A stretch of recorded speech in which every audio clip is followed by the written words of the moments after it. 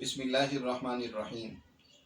عزیز دوستو، آج ہم اپنے ناظرین کی خدمت میں ایک اہم بیماری سے متعلق بات چیت کرنے کے لیے حاضر ہوئے ہیں، اور خاص طور پر ہمارا نوجوان طبقہ بلکہ بڑے بوڑھے بھی آج اس بات کی شکایت کرتے ہوئے نظر آتے ہیں کہ ہمارے اندر مردانہ طاقت کی انتہائی کمی ہے، کمزوری بہت بڑھ گئی ہے، جس کی وجہ سے دیگر زندگی کے اعمال اور امور کے ساتھ ساتھ جنسی تعلقات میں بھی بہت زیادہ ضعف اور کمزوری محسوس ہوتی ہے۔ عزیز دوستو، اس کے لیے ایک تو ہمیں اپنی غذا کو بہتر بنانا چاہیے، کیونکہ غذا کا انسانی صحت پر بہت بڑا اثر ہوتا ہے۔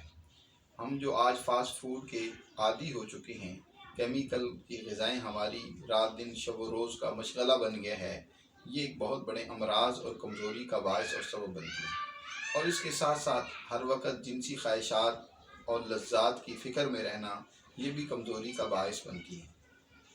بہر صورت عزیز دوستو، میں آج آپ کی خدمت میں ایک انتہائی کارآمد، مجرب، بہت ہی مفید نسخہ شیئر کیے دیتا ہوں۔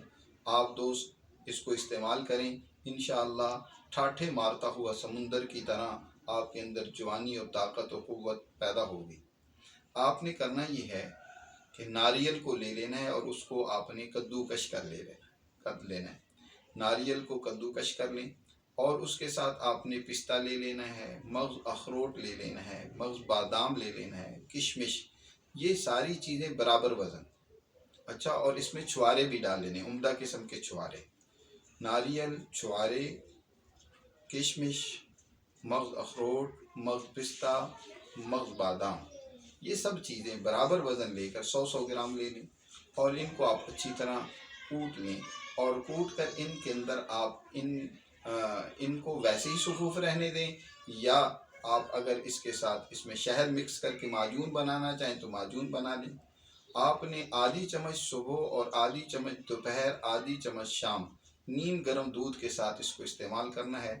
انشاءاللہ دیکھیں، ہفتہ 15 دن کے بعد آپ کے اندر جوانی کے وہ طاقت و قوت محسوس ہوگی، آپ کو پیدا ہوگی کہ آپ حیران رہیں گے۔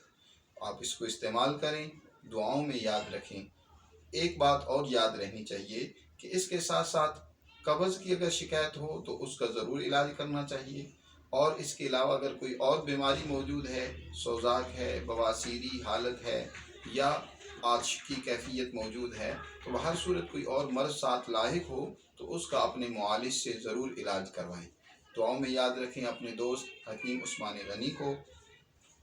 امید ہے انشاءاللہ ہماری یہ ویڈیو آپ کے لیے مفید ثابت ہوگی۔ آپ اپنے پیاروں کو بھی شیئر کریں، اور ہمیں ضرور دعاؤں میں یاد رکھیں۔ شکریہ۔